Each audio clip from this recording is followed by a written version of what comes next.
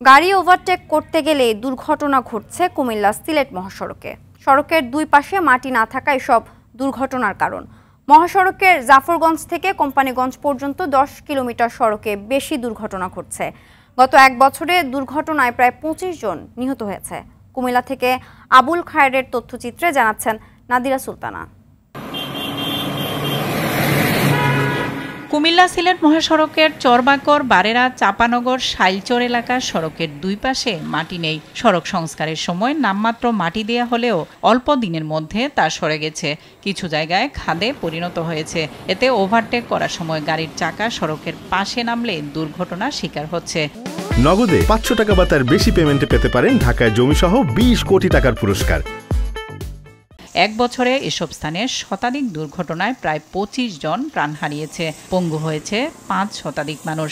দুদিন বাদে বাদে আপনার গাড়ি অ্যাক্সিডেন্ট হয়, রাস্তার কন্ডিশন ভালো না, ওভারটেক করতে যাই গাড়ি পড়ে যায়।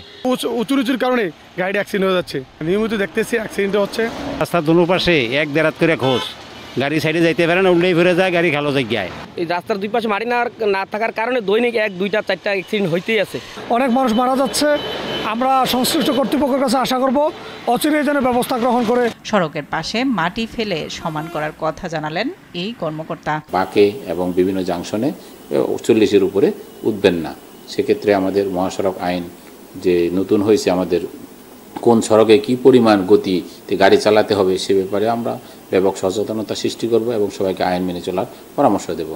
নগদে 500 টাকা বা তার বেশি পেমেন্টে পেতে পারেন ঢাকায় জমিসহ 20 কোটি টাকার পুরস্কার। সড়কের দুই পাশে মাটি ফেলে সমান করা সহ রাস্তা পারাপারে জেব্রা ক্রসিং দেওয়ার দাবি এলাকাবাসীর।